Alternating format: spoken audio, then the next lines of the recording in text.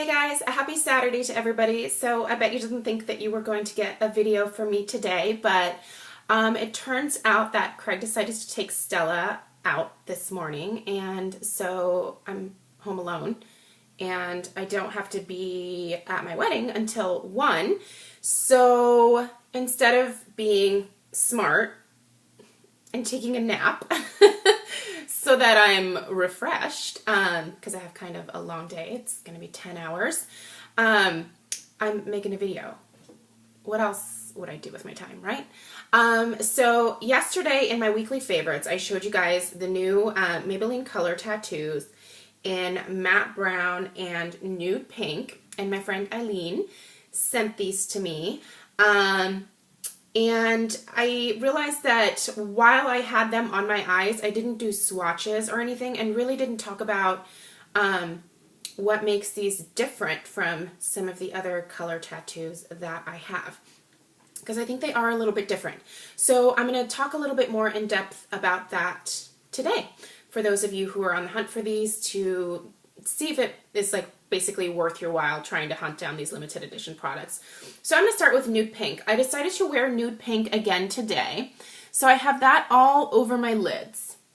Now, this is just the most beautiful nude beigey pink that you will ever find. It's matte.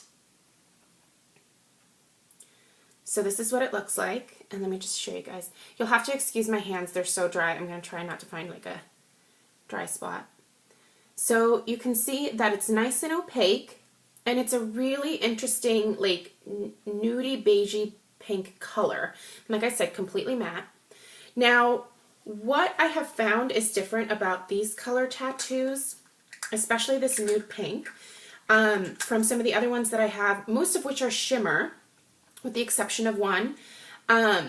These are so much more creamier.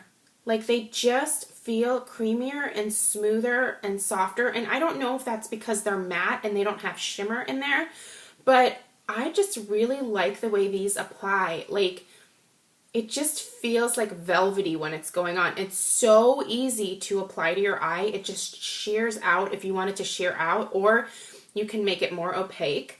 So yesterday I did use the matte brown in my crease, and I could have blended that a little bit more. So today I didn't really want to hassle with the blending. So I did put MAC Omega in my crease. So you can kind of see that it just provided a little bit of contrast. Omega is a pretty light color. I normally use this on my brows, but I will sometimes use it in my crease as well when I'm going for a more natural, neutral look, like today. And I really love the combination of these two. I would say that this beigey pink also has just a hint of gray in it, so it just works really well with the Omega. So if you're looking for a combination, this would be a great one. Now, the matte brown is just as creamy and smooth. Now, this I would probably use as more of a lid color when I'm going to use it in the future. And let me show you a swatch of that. So there it is on my finger. And then I'll put it right next to. So there you go. It's just a nice, it's literally like a chocolate brown. It looks like milk chocolate brown. So you can see that's nice and opaque. My hands are so dry, so it looks a little bit, it doesn't look very smooth here, but it is very, very smooth. It goes on very smoothly on my lids. Oh, my dry hands are driving me crazy. But this is absolutely lovely. I think that this with a, like a darker brown, just in like your outer V area, would be absolutely beautiful for like a smoky eye, like a nice smoky matte eye. Let's see, what do I think would look good? I have the Lorac Unzipped palette here. I think that the Unbridled, which is, that's pretty matte, but I think that would be very pretty with that, and even the Unspoken down here. So just blended those two into your crease, or maybe a combination of the two. I think that would be really, really pretty for a nice brown smoky eye. But yeah, I think these are definite must-haves or must seek out if you can find them at your local drugstore. I believe that Eileen paid $4.99 for these. I don't know where she got them. I don't know if it was like a Walgreens or a Bed Bath & Beyond or where it is that she got them. Eileen, if you can comment below, that would be awesome, where you got these. But I think that they are definitely must-haves. I'm really sad that they're a limited edition because I can already tell that this nude pink would absolutely be a repurchase for me if I ran out of it at some point in the future. So I may try to seek out a backup of this just to have on hand because I've been using this. Well, I've used it 2 days in a row now, and I just want to keep using it because it's so easy, and it just makes your lids look so much more polished and pretty, and you're not having to mess with powder. Not that powder is bad, but I always get a fair amount of fallout, and it's not a big deal just brushing it away, but it's also nice just to be able to like smooth something on your lids. Like on a really super easy day, I would just do this with a little bit of liner and some mascara, and I would totally call it a day. Like not put anything in my crease.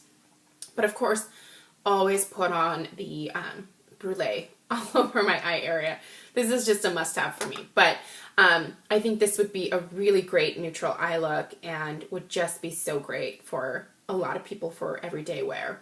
So love, love, love it. I really wish that Maybelline would make these permanent, or that they came out with more matte shades. Sorry, I'm looking at this like Stella, that tricky little girl. I have my middle school ID card. I posted a picture of it on Instagram if you're interested. Let's see. Here's a little sneak peek for you. It's Melanie with a perm in 1992 and 1993. Oh my god, it's like the worst hairdo ever. Find me on Instagram and you'll see an up close of this. But yeah, I really do wish that Maybelline would come out with more permanent matte shades. I don't like this limited edition thing that they do because it just causes like a feeding frenzy, and then I think they would sell more if they would just make them permanent. I don't know. I'm sure there's a reason behind it. But anyway, hopefully a little bit more in-depth information helps you decide whether these are worth hunting down or not. I'm definitely grateful to Eileen for sending them to me because I have not found them locally at my Fred Meyer or Walgreens or anything like that. So I'm gonna keep an eye out because I'd like a backup of the nude pink, but you know, if I don't find one, I'm not gonna be heartbroken because these would obviously last quite a while. There's a fair amount of product in these. So anyway, let me know if you guys have any further questions about either of these two colors. I did not ask Eileen to send me the, is it just beige? Or bare beige? Anyway, it's the matte beigey one because it looked, at least what I saw in swatches online, it looked very similar to the Barely Branded, but just a matte version of that. And I like the shimmeriness of Barely Branded.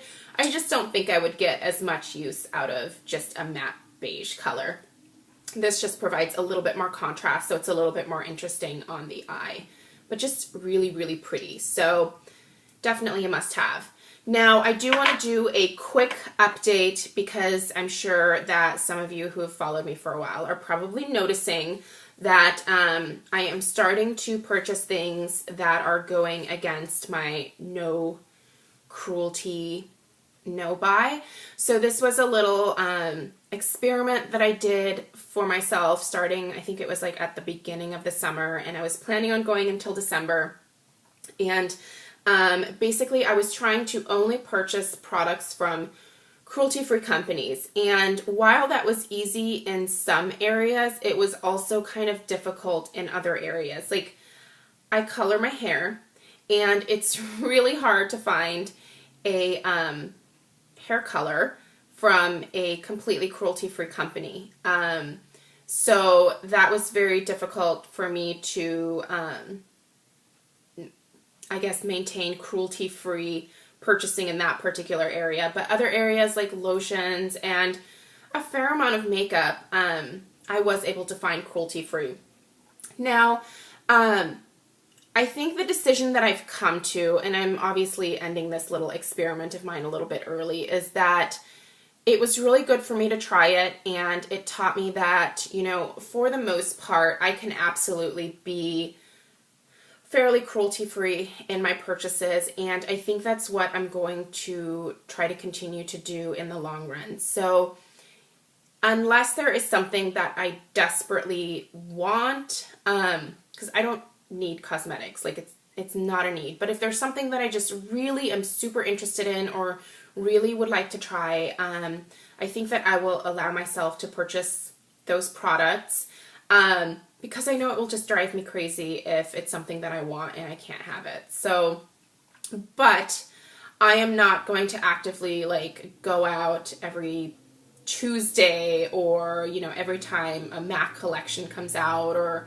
you know, whatever else, and just buy products, because I don't need to do that. There are lots of alternatives out there, and if I can find an alternative, I will always purchase the alternative.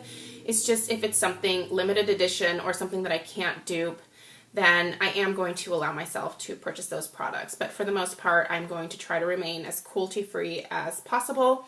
And, you know, I've found several really good websites that sort of list the companies that are cruelty-free, and so it just makes it easy to, you know, pull that up on my phone and, you know, just double check to make sure that they are in fact cruelty-free, because it turns out while some companies claim that they aren't necessarily, because they sell their products in China and in Asia. It is required of companies to participate in animal testing. So anyway, I thought that I would give you guys an update on that. If you have any questions about that, definitely leave me a comment below. And thank you guys for supporting me during this little journey of mine. I know that not everybody is interested in going cruelty-free, but I can tell you just from doing it for a little less than half a year, like it wasn't difficult to make the switch. You know, and as much as you can do to eliminate purchasing from products that aren't cruelty-free, like, the better. You know, maybe it will encourage those companies to change their testing ways. So anyway, again, leave me a comment down below. I'm going to go have some lunch, and then I am going to get ready to head to work. So hope everybody is having a fantastic weekend, and I will see you guys in the next video. Bye.